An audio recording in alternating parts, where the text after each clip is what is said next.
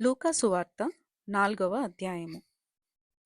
యేసు పరిశుద్ధాత్మ పూర్ణుడై యొర్దాను నది నుండి తిరిగి వచ్చి 40 దినములు ఆత్మచేత అరణ్యములో నడిపింపబడి అపవాది చేత శోధింపబడుచుండెను. ఆ దినములలో ఆయన ఏమీయూ తినలేదు. అవి తీరిన తరువాత ఆయన ఆకలిగొనగా అపవాది, నీవు దేవుని కుమారుడవైతే రొట్టె అగునట్లు ఈ రాతితో చెప్పమని ఆయనతో చెప్పెను. అందుకు యేసు, మనుష్యుడు రొట్టె వలన మాత్రమే జీవించడు అని వ్రాయబడియున్నదని వానికి ప్రత్యుత్తరమిచ్చెను. అప్పుడు అపవాది ఆయనను తీసుకొని పోయి భూలోక రాజ్యములన్నిటినీ ఒక నిమిషములో ఆయనకు చూపించి, ఈ అధికారమంతయు ఈ రాజ్యముల మహిమయు నీకిత్తును. అది నాకప్పగింపబడి ఉన్నది. అదెవనికి నేను ఇయ్యగోరుదునో వానికిత్తును. కాబట్టి నీవు నాకు మ్రొక్కితివా, ఇదంతయు నీదగునని ఆయనతో చెప్పెను. అందుకు యేసు, నీ దేవుడైన ప్రభువునకు మ్రొక్కి ఆయనను మాత్రము సేవింపవలెను అని వ్రాయబడియున్నదని వానికి ప్రత్యుత్తరమిచ్చెను. పిమ్మట ఆయనను యెరూషలేమునకు తీసుకొని పోయి దేవాలయ శిఖరమున ఆయనను నిలువబెట్టి, నీవు దేవుని కుమారుడవైతే ఇక్కడి నుండి క్రిందికి దుముకుము. నిన్ను కాపాడుటకు నిన్ను గూర్చి తన దూతలకు ఆజ్ఞాపించును. నీ పాదమెప్పుడైనను రాతికి తగలకుండా వారు నిన్ను చేతులతో ఎత్తుకొందురు అని వ్రాయబడియున్నదని ఆయనతో చెప్పెను. అందుకు యేసు, నీ దేవుడైన ప్రభువును శోధింపవలదు అని చెప్పబడియున్నదని వానికి ప్రత్యుత్తరమిచ్చెను. అపవాది ప్రతిశోధనను ముగించి కొంతకాలము ఆయనను విడిచిపోయెను. అప్పుడు యేసు ఆత్మబలముతో గలిలయకు తిరిగి వెళ్ళెను. ఆయనను గూర్చిన సమాచారము ఆ ప్రదేశమందంతటా వ్యాపించెను. ఆయన అందరి చేత ఘనత నొంది వారి సమాజ మందిరములలో బోధించుచూ వచ్చెను. తరువాత ఆయన తాను పెరిగిన నజరేతునకు వచ్చెను. తన వాడుక చొప్పున విశ్రాంతి దినమందు సమాజ మందిరములోనికి వెళ్ళి చదువుటకై నిలుచుండగా ప్రవక్త అయిన యెషయా గ్రంథము ఆయన చేతికియ్యబడెను. ఆయన గ్రంథము విప్పగా, ప్రభువు ఆత్మ నా మీద ఉన్నది, బీదలకు సువార్త ప్రకటించుటకై ఆయన నన్ను అభిషేకించెను. చెరలోనున్న వారికి విడుదలను, గ్రుడ్డివారికి చూపును కలుగునని ప్రకటించుటకును, నలిగిన వారిని విడిపించుటకును, ప్రభువు హితవత్సరము ప్రకటించుటకును ఆయన నన్ను పంపియున్నాడు అని వ్రాయబడిన చోటు ఆయనకు దొరికెను. ఆయన గ్రంథము చుట్టి పరిచారకునికిచ్చి కూర్చుండెను. సమాజ మందిరములోనున్న వారందరూ ఆయనను తేరి చూడగా ఆయన, నేను మీ వినికిడిలో ఈ లేఖనము నెరవేరినదని వారితో చెప్పసాగెను. అప్పుడందరును ఆయనను గూర్చి సాక్ష్యమిచ్చుచు ఆయన నోట నుండి వచ్చిన దయగల మాటలకు ఆశ్చర్యపడి, ఈయన యోసేపు కుమారుడు కాడా అని చెప్పుకొనుచుండగా ఆయన వారిని చూచి, వైద్యుడా, నిన్ను నీవే స్వస్థపరచుకొనుము అను సామెత చెప్పి, కపెర్నహూములో ఏ కార్యములు నీవు చేసితివని మేము వింటిమో ఆ కార్యములు ఈ నీ స్వదేశమందును చేయుమని మీరు నాతో నిశ్చయముగా చెప్పుదురనెను.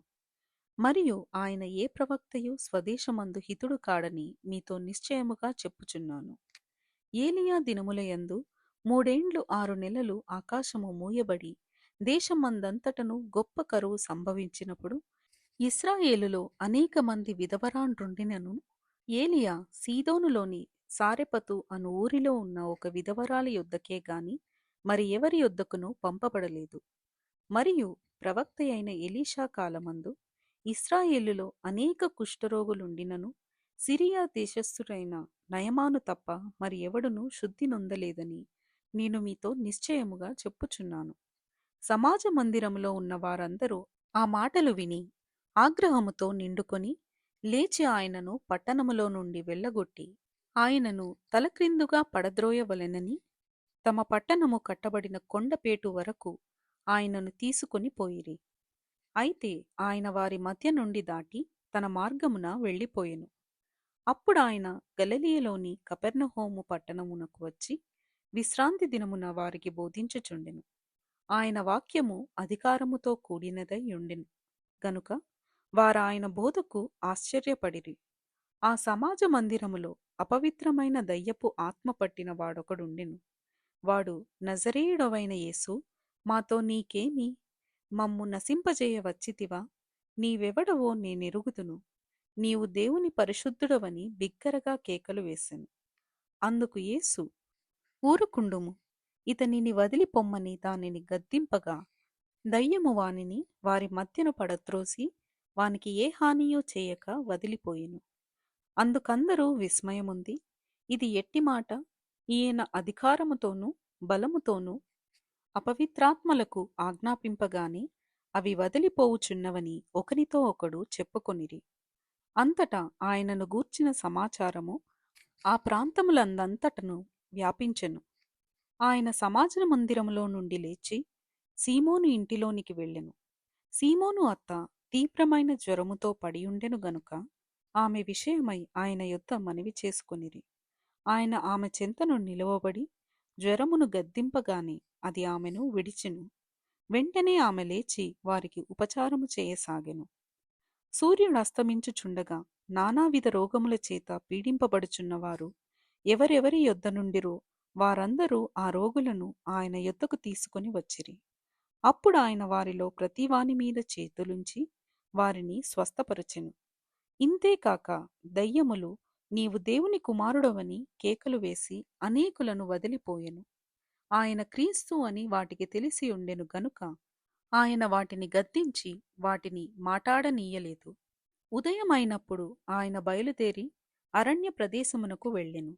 జనసమూహము ఆయనను వెదుకుచు ఆయన యొద్దకు వచ్చి తమ్మును విడిచిపోకుండా ఆపగా, ఆయన నేనితర పట్టణములలోనూ దేవుని రాజ్య సువార్తను ప్రకటింపవలెను, ఇందు నిమిత్తమే నేను పంపబడితినని వారితో చెప్పెను. తరువాత ఆయన యూదయ సమాజ మందిరములలో ప్రకటించుచుండెను. 5వ అధ్యాయము. జనసమూహము దేవుని వాక్యము వినుచు ఆయన మీద పడుచుండగా ఆయన గన్నెసరేతు సరస్సు తీరమున నిలిచి ఆ సరస్సు తీరముననున్న 2 దోణిలను చూచెను. జాలరులు వాటిలో నుండి దిగి తమ వలలు కడుగుచుండిరి. ఆయన ఆ దోణిలలో సీమోనుదైన ఒక దోణి ఎక్కి దరి నుండి కొంచెము త్రోయుమని అతనిని అడిగి కూర్చుండి దోణిలో నుండి జనసమూహములకు బోధించుచుండెను. ఆయన బోధించుట చాలించిన తరువాత, నీవు దోణిను లోతునకు నడిపించి చేపలు పట్టుటకు మీ వలలు వేయుడని సీమోనుతో చెప్పగా, సీమోను, ఏలినవాడా, రాత్రి అంతయు మేము ప్రయాసపడితిమి కాని మాకేమియూ దొరకలేదు. అయినను నీ మాట చొప్పున వలలు వేతునని ఆయనతో చెప్పెను. వారాలాగు చేసి విస్తారమైన చేపలు పట్టిరి. అందుచేత వారి వలలు పిగిలిపోవుచుండగా వారు వేరొక దోణిలోనున్న తమ పాలివారు వచ్చి తమకు సహాయము చేయవలెనని వారికి సంజ్ఞలు చేసిరి. వారు వచ్చి 2 దోణిలు మునుగునట్లు నింపిరి. సీమోను పేతురు అది చూచి యేసు మోకాళ్ల ఎదుట సాగిలపడి, ప్రభువా, నన్ను విడిచిపొమ్ము, నేను పాపాత్ముడనని చెప్పెను. ఏలయనగా వారు పట్టిన చేపల రాశికి అతడును అతనితో కూడానున్న వారందరూ విస్మయమొందిరి.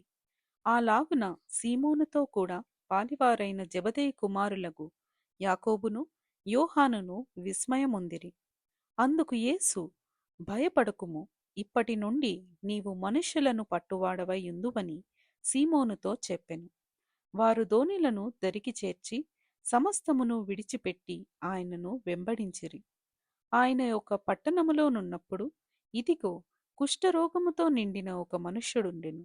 వాడు యేసును చూచి సాగిలపడి, ప్రభువా, నీకిష్టమైతే నన్ను శుద్ధునిగా చేయగలవని ఆయనను వేడుకొనెను. అప్పుడు ఆయన చేయి చాపి వానిని ముట్టి, నాకిష్టమే, నీవు శుద్ధుడవు కమ్మని అనగానే కుష్ఠరోగము వానిని విడిచెను.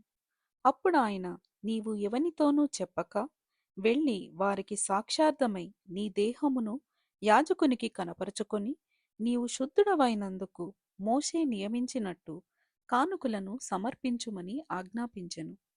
అయితే ఆయనను గూర్చిన సమాచారము మరి ఎక్కువగా వ్యాపించెను. బహుజన సమూహములు ఆయన మాట వినుటకును తమ రోగములను కుదుర్చుకొనుటకును కూడి వచ్చుచుండెను. ఆయన ప్రార్థన చేయుటకు అరణ్యములోనికి వెళ్ళుచుండెను.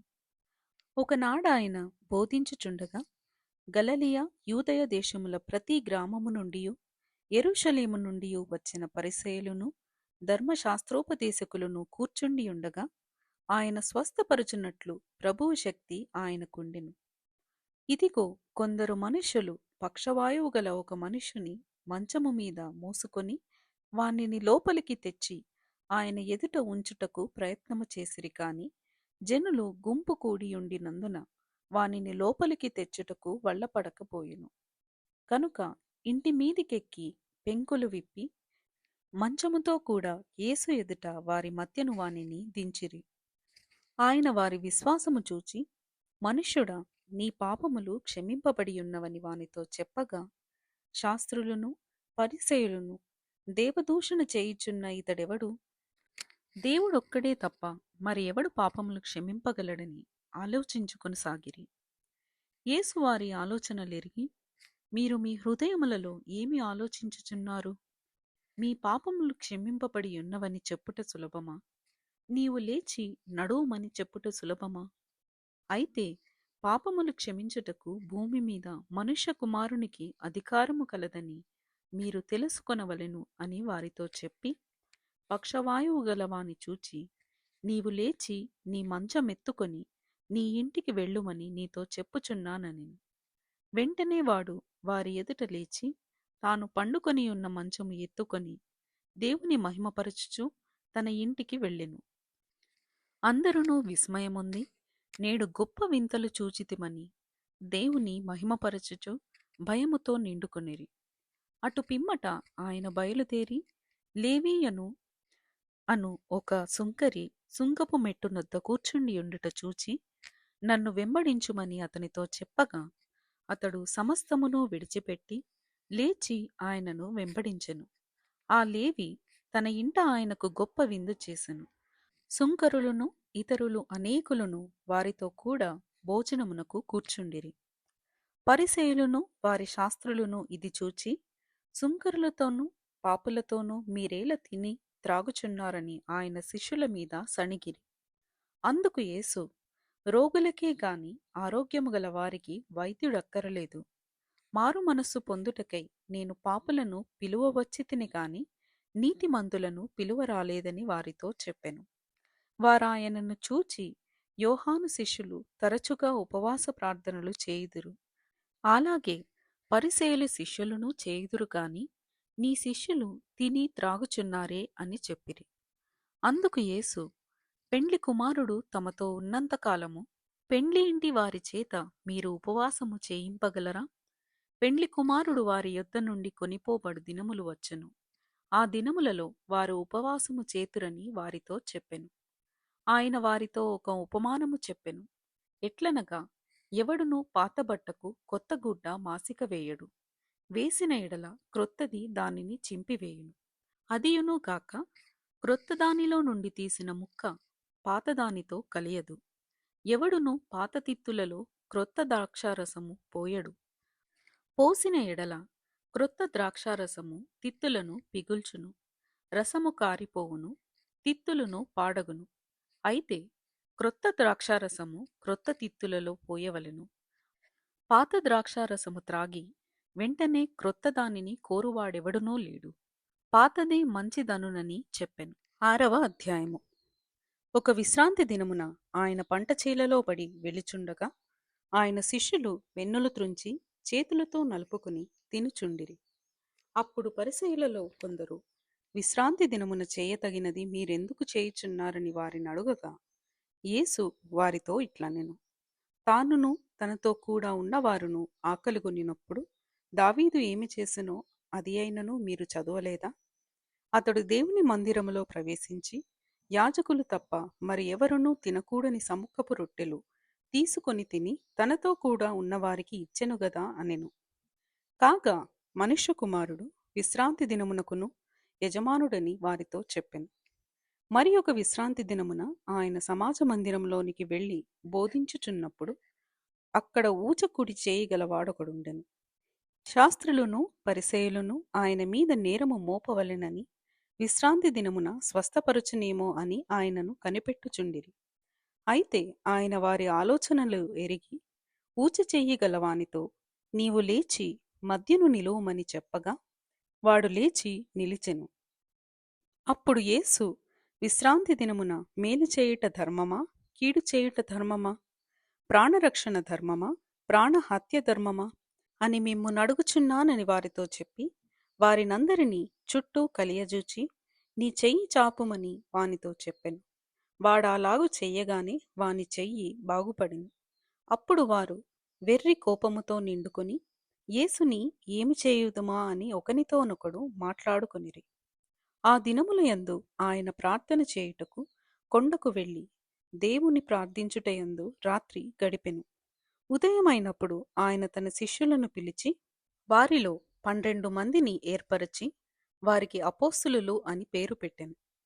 వీరెవరనగా, ఆయన ఎవనికి పేతురు అను మారు పేరు పెట్టెనో ఆ సీమోను, అతని సహోదరుడైన ఆంద్రెయ, యాకోబు, యోహాను, ఫిలిప్పు, బర్తలోమయి, మత్తయి, తోమా, అల్ఫై కుమారుడైన యాకోబు, జెలోతే అనబడిన సీమోను, యాకోబు సహోదరుడైన యూదా, ద్రోహియగు ఇస్కరియోతు యూదా అనువారు. ఆయన వారితో కూడా దిగివచ్చి మైదానమందు నిలిచినప్పుడు ఆయన శిష్యుల గొప్ప సమూహమును ఆయన బోధ వినుటకును తమ రోగములను కుదుర్చుకొనుటకును యూదయ దేశమంతటి నుండి యెరూషలేము నుండి తూరు సీదోనను పట్టణముల సముద్ర తీరముల నుండి వచ్చిన బహుజన సమూహమును అపవిత్రాత్మల చేత బాధింపబడిన వారును వచ్చి స్వస్థత నొందిరి. ప్రభావము ఆయనలో నుండి బయలుదేరి అందరినీ స్వస్థపరచుచుండెను గనుక జనసమూహమంతయు ఆయనను ముట్టవలెనని యత్నము చేసెను. అంతటా ఆయన తన శిష్యుల తట్టు పారచూచి ఇట్లనెను, బీదలైన మీరు ధన్యులు, దేవుని రాజ్యము మీది. ఇప్పుడు ఆకలిగొనుచున్న మీరు ధన్యులు, మీరు తృప్తిపరచబడుదురు. ఇప్పుడు ఏడ్చుచున్న మీరు ధన్యులు, మీరు నవ్వుదురు. మనుష్య కుమారుని నిమిత్తము మనుషులు మిమ్మును ద్వేషించి వెలివేసి నిందించి మీ పేరు చెడ్డదని కొట్టివేయునప్పుడు మీరు ధన్యులు. ఆ దినమందు మీరు సంతోషించి గంతులు వేయుడి. ఇదిగో మీ ఫలము పరలోకమందు గొప్పదై ఉండును. వారి పితరులు ప్రవక్తలకు ఇదే విధముగా చేసిరి. అయ్యో ధనవంతులారా, మీరు కోరిన ఆదరణ మీకు పొంది ఉన్నారు. అయ్యో ఇప్పుడు కడుపు నిండియున్న వారలారా, మీరాకలి గొందురు. అయ్యో ఇప్పుడు నవ్వుచున్న వారలారా, మీరు దుఃఖించి ఏడ్తురు. మనుషులందరూ మిమ్మును కొనియాడునప్పుడు మీకు శ్రమ. వారి పితరులు అబద్ధ ప్రవక్తలకు అదే విధముగా చేసిరి. వినుచున్న మీతో నేను చెప్పునదేమనగా, మీ శత్రువులను ప్రేమించుడి, మిమ్మును ద్వేషించు వారికి మేలు చేయుడి, మిమ్మును శపించు వారిని దీవించుడి, మిమ్మును బాధించు వారి కొరకు ప్రార్థన చేయుడి. నిన్ను ఒక చెంప మీద కొట్టువాని వైపునకు రెండవ చెంప కూడా త్రిప్పుము.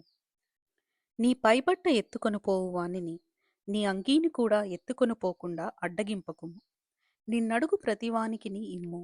నీ సొత్తు ఎత్తుకొని పోవువాని యొద్ద దాని మరలా అడగవద్దు. మనుషులు మీకేలాగు చేయవలెనని మీరు కోరుదురో అలాగు మీరును వారికి చేయుడి. మిమ్మును ప్రేమించు వారినే మీరు ప్రేమించిన ఎడల మీకేమి మెప్పు కలుగును? పాపులను తమ్మును ప్రేమించు వారిని ప్రేమింతురు కదా. మీకు మేలు చేయువారికే మేలు చేసిన ఎడల మీకేమి మెప్పు కలుగును? పాపులను అలాగే చేతురు కదా. మీరెవరి యొద్ద మరలా పుచ్చుకొనవలనని నిరీక్షింతురో వారికే అప్పు ఇచ్చినెడల మీకేమి మెప్పు కలుగును? పాపులను తామిచ్చినంత మరలా పుచ్చుకొనవలెనని పాపులకు అప్పు ఇచ్చెదరు కదా. మీరైతే ఎట్టివారిని గూర్చి అయినను నిరాశ చేసుకొనక మీ శత్రువులను ప్రేమించుడి, మేలు చేయుడి, అప్పు ఇయ్యుడి. అప్పుడు మీ ఫలము గొప్పదై ఉండును, మీరు సర్వోన్నతుని కుమారులై యుందురు. ఆయన కృతజ్ఞత లేని వారి ఎడలను దుష్టుల ఎడలను ఉపకారి అయి ఉన్నాడు. కాబట్టి మీ తండ్రి కనికరము గలవాడై ఉన్నట్టు మీరును కనికరము గలవారై యుండుడి. తీర్పు తీర్చకుడి, అప్పుడు మిమ్మును గూర్చి తీర్పు తీర్చబడదు. నేరము మోపకుడి, అప్పుడు మీ మీద నేరము మోపబడదు. క్షమించుడి, అప్పుడు మీరు క్షమింపబడుదురు. ఇయ్యుడి, అప్పుడు మీకియ్యబడును. అణిచి కుదిలించి దిగజారునట్లు నిండు కొలతను మనుషులు మీ ఒడిలో కొలుతురు. మీరు ఏ కొలతతో కొలుతురో ఆ కొలతతోనే మీకు మరల కొలవబడునని చెప్పెను. మరియు ఆయన వారితో ఈ ఉపమానము చెప్పెను. గ్రుడ్డివారు గ్రుడ్డివానికి దారి చూపగలరా? వారిద్దరును గుంటలో పడుదురు గదా. శిష్యుడు తన బోధకుని కంటే అధికుడు కాడు. సిద్ధుడైన ప్రతివాడును తన బోధకుని వలె ఉండును. నీవు నీ కంటిలో ఉన్న దూలము ఎంచక నీ సహోదరుని కంటిలో ఉన్న నలుసును చూడనేలా? నీ కంటిలో ఉన్న దూలమును చూడక నీ సహోదరునితో, సహోదరుడా, నీ కంటిలో ఉన్న నలుసును తీసివేయనిమ్మని నీవేలాగు చెప్పగలవు? వేషధారి, మొదట నీ కంటిలో ఉన్న దూలమును తీసివేయుము. అప్పుడు నీ సహోదరుని కంటిలో ఉన్న నలుసును తీసివేయుటకు నీకు తేటగా కనపడును. ఏ మంచి చెట్టునను పనికిమాలిన ఫలములు ఫలింపవు. పనికిమాలిన చెట్టున మంచి ఫలములు ఫలింపవు. ప్రతి చెట్టు తన ఫలముల వలన తెలియబడును. ముండ్ల పొదలో అంజూరపు పండ్లు ఏరుకొనరు. కోరింద పొదలో ద్రాక్ష పండ్లు కోయరు. సజ్జనుడు తన హృదయమును మంచి ధననిధిలో నుండి సద్విషయములను బయటికి తెచ్చును. దుర్జనుడు చెడ్డ ధననిధిలో నుండి దుర్విషయములను బయటికి తెచ్చును. హృదయము నిండియుండు దానిని బట్టి ఒకని నోరు మాటలాడును. నేను చెప్పు మాటల ప్రకారము మీరు చేయక, ప్రభువా ప్రభువా అని నన్ను పిలుచుట ఎందుకు? నా యొద్దకు వచ్చి నా మాటలు విని వాటి చొప్పున చేయు ప్రతివాడును ఎవని పోలియుండునో మీకు తెలియజేతును. వాడు ఇల్లు కట్టవలెనని ఉండి లోతుగా త్రవ్వి బండమీద పునాది వేసిన వాని పోలియుండును. వరద వచ్చి ప్రవాహము ఆ ఇంటి మీద వడిగా కొట్టినను అది బాగుగా కట్టబడినందున దాని కదిలింపలేకపోయెను. అయితే నా మాటలు వినియు చేయనివాడు పునాది వేయక నేలమీద ఇల్లు కట్టిన వానిని పోలియుండును. ప్రవాహము దాని మీద వడిగా కొట్టగానే అది కూలిపడెను. ఆ ఇంటి పాటు గొప్పదని చెప్పెను. ఇంతటితో 6వ అధ్యాయము ముగింపు.